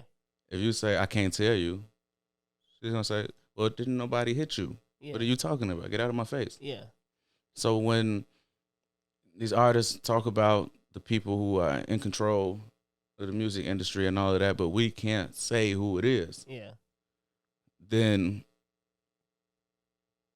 it's like, no, y'all ass not being controlled. You a rich rapper. Look at all this money you making. If you was being controlled, you would be working at Amazon, all the type of shit that people say. But it's like, nah, like imagine how much money we are actually generating that we never touch.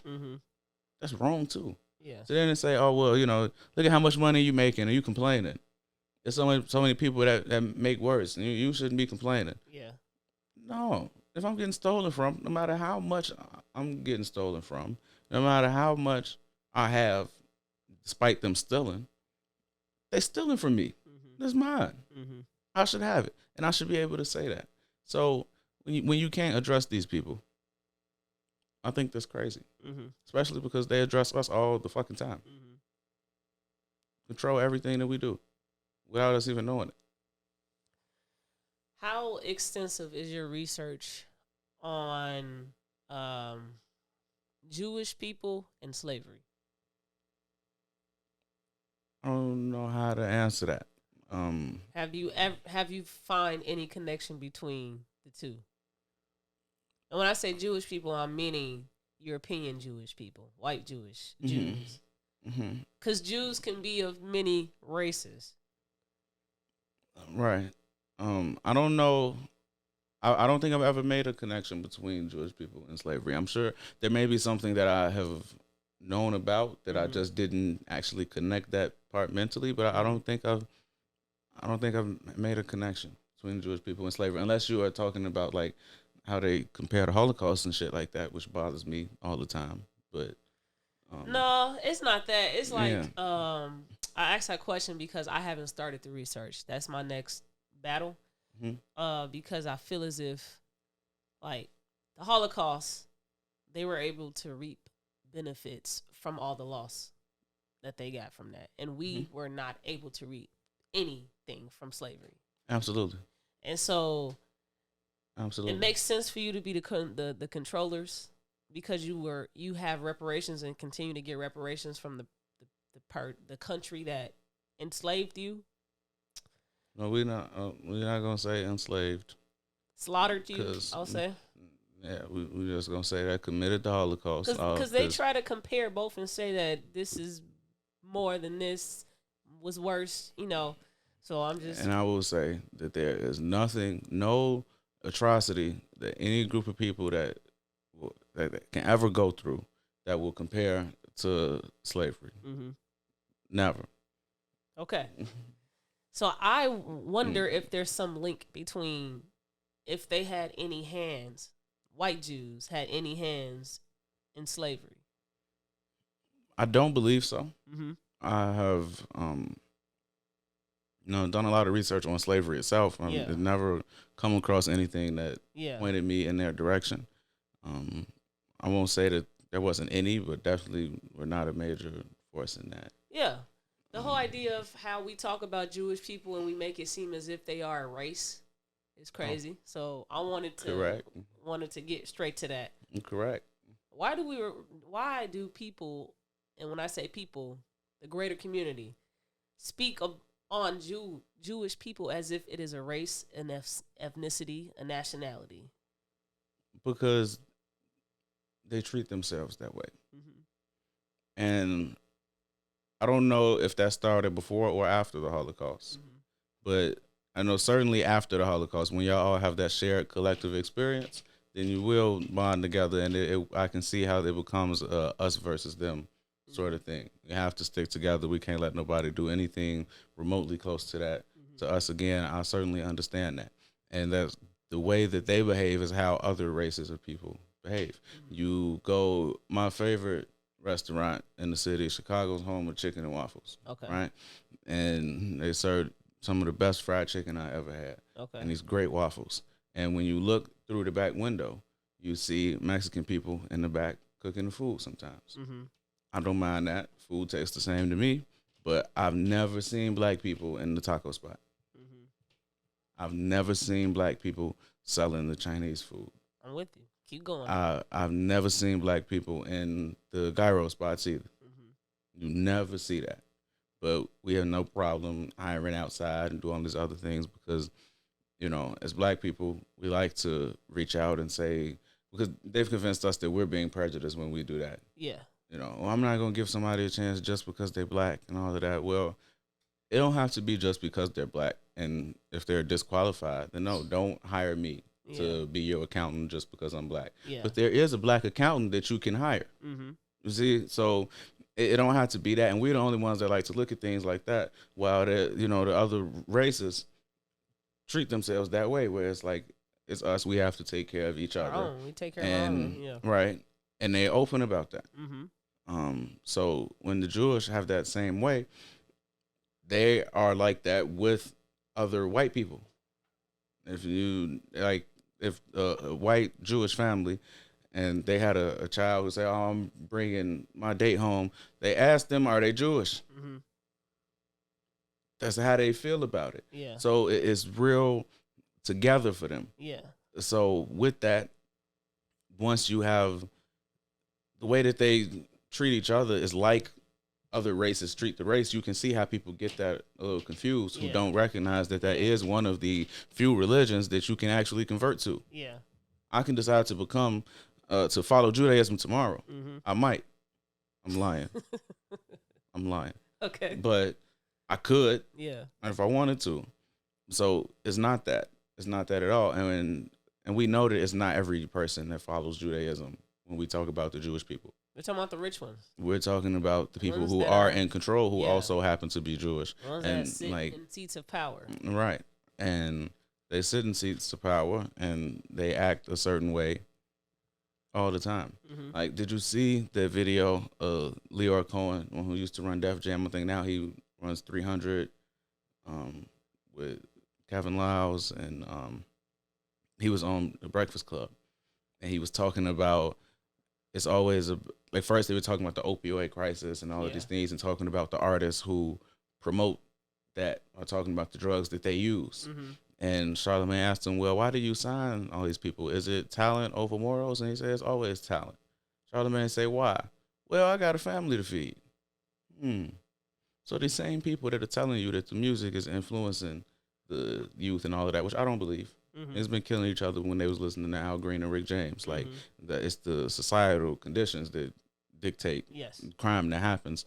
But these other people believe, oh, it's because of that music that they're listening to. That's why they're all thugs and gangsters, and they're listening to that gangster rap. But if you believe that, and you think that it's okay for you to continue to sign people who make that kind of music because you got a family to feed, you're not wrong for that.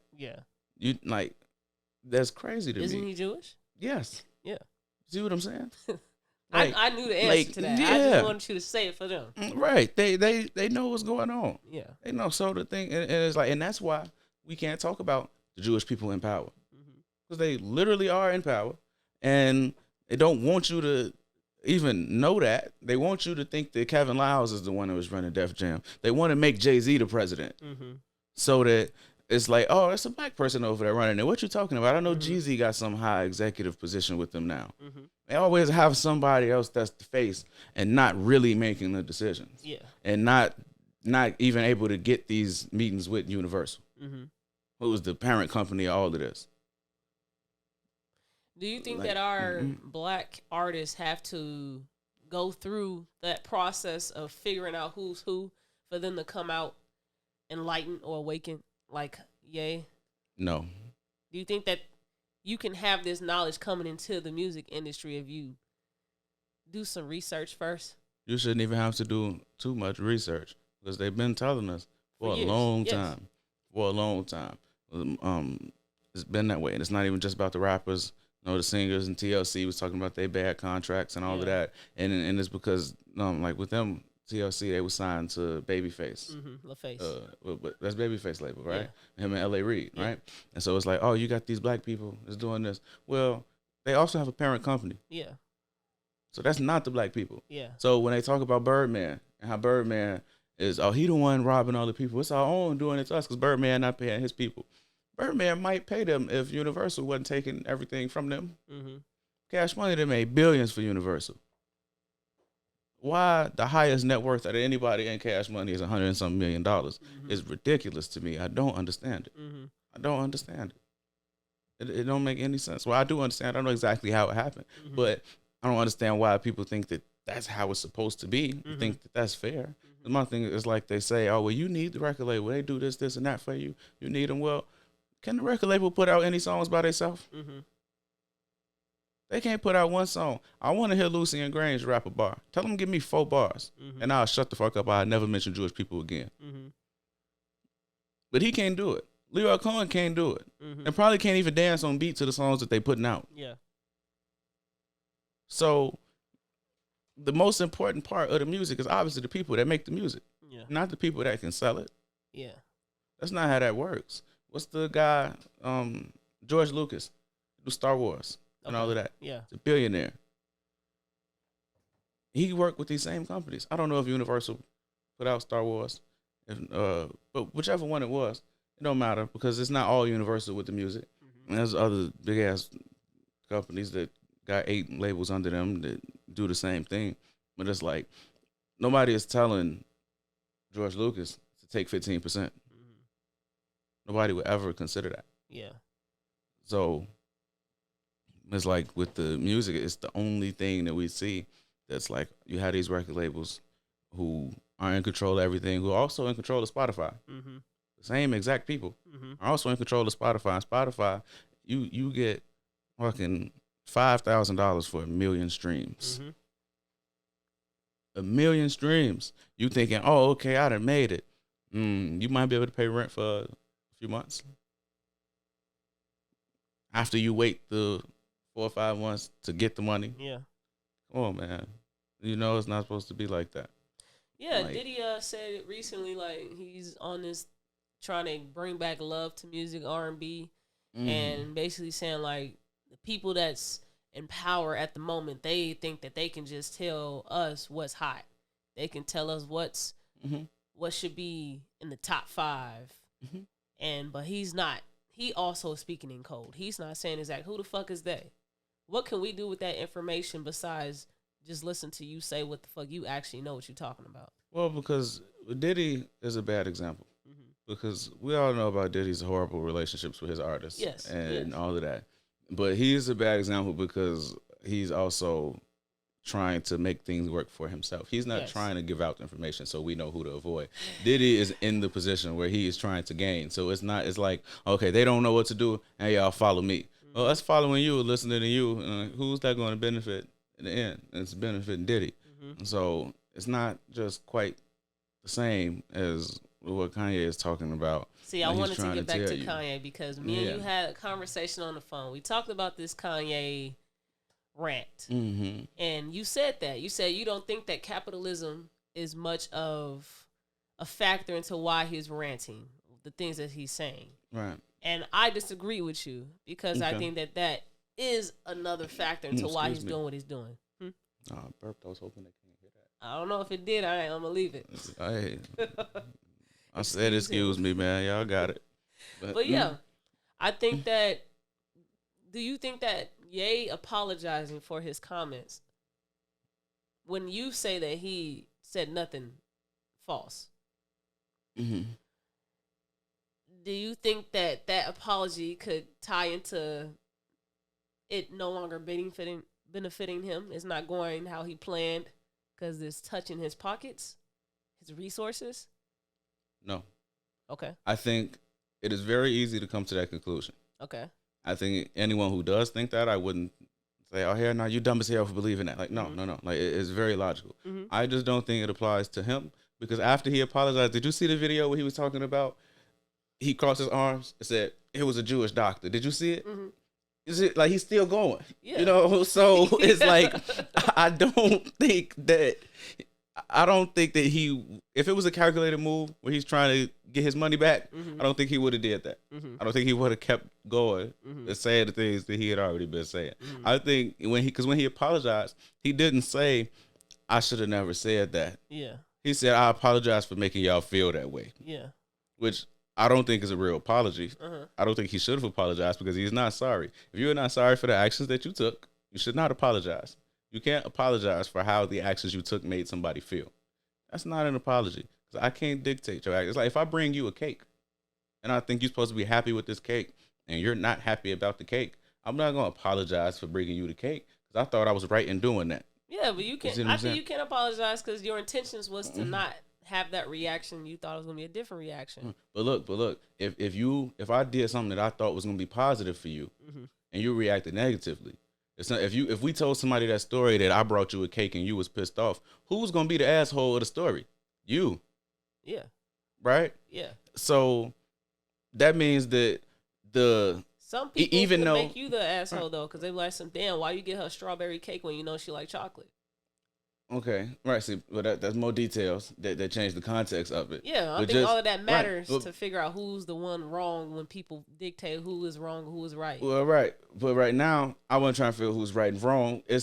I was trying to show that the concept of just because I made you feel bad doesn't mean that I did anything wrong. So if I gave you context and I was like, I mean, I don't really like the cake because I don't like strawberry. Like, I'm allergic, nigga. Yeah, that So I'm changes a different. I feel like that's a different conversation for sure. And that definitely, it's like if I know you don't like this and I bring it to you anyway, that's just dumb, right? Mm-hmm. But I'm like strictly on proving the point of just because my actions made you feel a way, that don't mean that I have to apologize. So nobody should ever apologize for intentions. Because I saw that on Facebook too. Like, you shouldn't apologize. When you apologize, never talk about the intentions, because that doesn't matter. No, I don't think that. I disagree with that statement, and I don't think that people shouldn't apologize for intentions. If my intentions was to hurt you, if my intentions was to disrespect you, yeah, I absolutely should apologize. So I was trying to do something bad. I don't feel how I felt when I was doing that. Yes, I deserve. I mean, I owe you an apology for whatever I was feeling that made me want to do that. If that was also my intentions, hell yeah. I think sometimes it's like if I kick you when I'm walking past you, don't I always say sorry, it was an accident, so I didn't fucking kick you on purpose? I'm still gonna say I'm sorry, but yeah, it was an accident. Don't be that mad at me, because if I walk past and kick you on purpose, now we in a fight. Okay. So at that point, the intention does matter. The intention matters, and sometimes the intention matters with what you actually did. Sometimes it's like I might tell you wrong information. If I told you wrong information, did I send you off? Because that's fucked up. Send somebody off on purpose. Yeah. Or did I tell you wrong information because that's what I believed? Yeah. So, oh damn, my bad. I wasn't trying to send you off. I thought that wrong shit too. That's different from I told you some shit hoping that I'm trying to sabotage you, hoping that me giving you this wrong information means you about to go fail with that wrong information. Like, the intention matters behind shit. Yeah. So when him saying, oh, I'm sorry y'all felt that way, without saying I'm sorry for saying that shit, he didn't go back on nothing he said. But of course, that's what's gonna be out there. Oh, he apologized, so that people think that's why he was apologizing. He apologized for saying that. No, he said, I apologize for making y'all feel that way. God didn't put me here to alienate. I don't want to alienate nobody. But he said he got misdiagnosed by the Jewish doctor. It went to the Jewish media. And did he say Kim hired a Jewish lawyer or something? I forgot what the third thing was, but it was something like that, He said, I can't say who. It was a Jewish doctor. Like, that was the funniest shit I had seen all week. But he has been doing a lot of funny ass shit. Right. You see, so it's like, it's not about defending Kanye. It's about defending the truth. The truth of the matter is, this is what's happening. I mean, y'all are in control. Like, he said apologies in his interviews without saying, I'm sorry. He was basically correcting the way that he came across when he initially made his rants. So I have nothing against the Jewish community. I love Jewish people. It's just I'm jealous. And so my rants was because I'm speaking from passion. I'm just jealous that you all have virtues and discipline that I would like for my community to have. But I'm also still angry at the people that are in control because they fucking up my shit too. My shit. When have you ever seen Kanye do things for our community that would take away from his resources by a large amount? The George Bush don't care about black people shit was definitely one that could have had a lot of fucking backlash, especially in 2005. Everybody wasn't as progressive as everybody is now. And obviously, so do I think that he would do things that would take away from his fortune? No, because that's just not smart. I don't think most people would. But for your community, I don't think most people would do anything like that. That's why people walk past kids trying to sell a chocolate bar and don't have shit for them, and then go buy a $8 thing from drink from Starbucks. People are selfish naturally, but it's one thing to do something that would take away from your resources versus I'm doing this to try to gain resources. So do I think that he's putting himself in a position to lose things purposely? Hell no. But do I think that he's doing this trying to just gain resources? I don't think so. I don't think it's either of those. He has a infrastructure that he's building in Chicago, basically like a music program. It's a building. It's a building, and so Mm-hmm. that's somebody taking away from their resources for the community. No, I don't see that as taken away from because you could resources. be using that money that you put into this music building for something that for your own gain. Like you could just be putting money to build merch so that you can then later sell. Mm-hmm.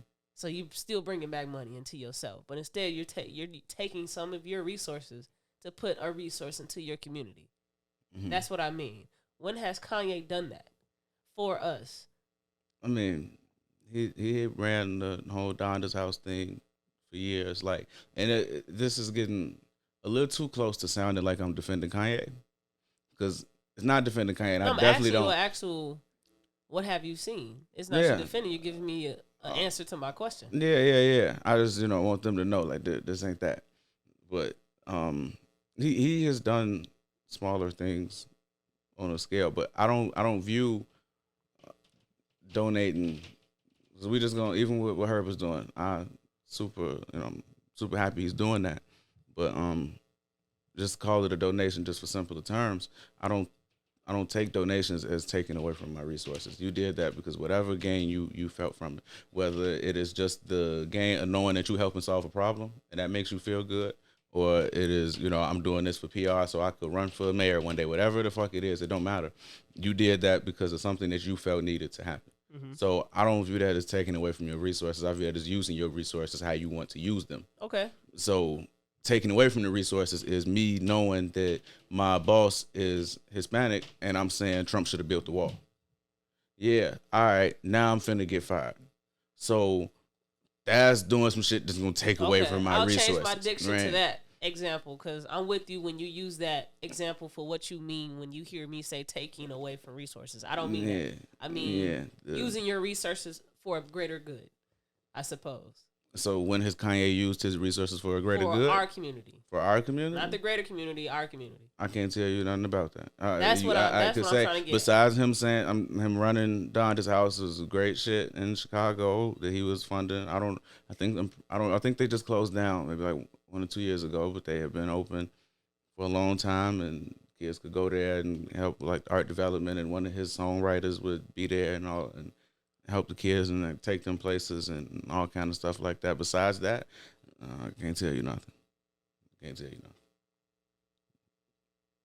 Nothing at all. Okay, so who, if let's say that all the Jewish people that are in seats of power in the music / entertainment sector of the world, if they were to give us better contracts, do everything that Kanye is ranting that they do not do, do you think that he was doing this for us or for himself? Because he used TLC. He posted Lauryn Hill and asked her why she's not making any more music. Mm-hmm. Do you think that he is truly doing it for us or himself? I think both can happen at the same time. Okay. I think he can be definitely doing it for himself because obviously I think that part is just kind of obvious. He's talking about his contracts and getting out of them and all of that. But once you change the standard, then we also can benefit. So it's like, so whether I am his initial idea of, I want to help that young boy from Chicago, or I'm just a secondary benefit. Yeah. I think either way, I need to be some shit I need to be supporting. Whether I'm just an unintended benefit or, motherfucking, the point was to help me. Either way, shit, if I'm going to benefit from them not being able to do the shit they've been doing, all right, then, like, we just talking about intentions. Yeah, so just talking about intentions, I think, I think his intention is to do something that will help him. But then everybody else will also be helped too. Yeah. So, and he knows that. So it's hard for me to separate those two things just because it's like, well, shit, all right, it's there, Yeah, it's hard to separate those two. Yeah. I know I probably sound like with the questions I'm asking that I am against Kanye. and you're probably sounding like you're for Kanye. Yeah. And that is not the case at all. We're just having a conversation. Right. And it's really just leaving it up for you all to figure out on your own. Like, I didn't want to come on the pod and just start talking about our takes and try to get people to believe into what the fuck we think. It's more so just having a conversation, leaving it up to y'all to still figure out what the fuck your opinion is. Cause Now, I do want some of you niggas to change y'all opinions. For sure. Yeah. I think some of y'all are worried about the wrong shit. Yes. Altogether. Now, like, am I defending Kanye for any of the shit he said against black people? Hell no. But I also don't think that you being wrong about one thing means you wrong forever. Mm-hmm. Like, a broken clock is right twice a day. Anybody can tell you some right information. Mm-hmm. But this part about the Jewish people, instead of saying it's anti-Semitic, tell me what's wrong with it. Yeah. Take the word anti-Semitic away and tell me what's wrong with saying something like that. Yeah. Because when I say some shit is racist, I can tell you exactly why you shouldn't have said that. Mm-hmm. Without using the term racism. Yes. I can tell you why that was wrong, yes. Why that was inaccurate, why that's offensive, yes. All of that. Tell me why it's offensive to point out that, of course, not all Jewish people are in control, but majority of the people who are in control are also Jewish, and they all act the same way. That's something that they say, like, white people. I saw white people giving their takes on this. Right. And they were like, why do you have to state the obvious of them being Jewish? Why is that the grouping adjective that you attach to your rants? Why can't you just say that they're all rich? Because rich is not the issue here. Mm-hmm. Kanye is rich. Mm-hmm. Rich is not the issue. Jay-Z is rich. You ain't never heard none of the Jay-Z artists ever come and complain about the record deals, about them robbing him, none of that. And these people, Rihanna is a billionaire. Mm-hmm. Why the fuck she got any reason to still be signed to Roc Nation? Mm-hmm. She don't. But she's staying, obviously something is working. Mm-hmm. Right? So rich is not the issue. Rich is not the issue. Yeah. It's about the people doing business the way that they do business. If anybody in the year 2020 was to say, I'm going to go sign a record deal with Diddy, I'm going to call you a dumbass. You see the way they do business. Yeah. You see how many of his people who have reached levels of success that seem to be unattainable in 2022 still complain about how wrong they were done. Yeah. You go sign there, I'm going to call you dumb. Yeah. And I'm not going to feel bad about it. I'm not going to apologize later. But for some reason, we have all these people who don't think that it's dumb to keep going to go sign to the white people. Mm-hmm. I think it's dumb. I think it's real dumb. And so we can say, well, I think what they're doing when they do that with the, why can't we just focus on them being rich? Y'all are erasing the issue here, especially when the way that they're doing people is specific to a group of people. Mm-hmm. So I'm sure, like, I know Taylor Swift was having issues with her label, and all of that. Yeah. And she's one of the biggest artists ever, and she's white and all of that, right? But when you look at the number of black people that have been in these situations, it's definitely disproportionate. Yes. So let's just focus on class. Well, do you not think the class and racism intersect? Mm-hmm. They do. It's not just the amount of wealth that they have for us to focus on that. And especially when the people who they're dealing with have enough money that they don't need to deal with them. Mm-hmm. Kanye doesn't need Def Jam. Just watch the damn podcast.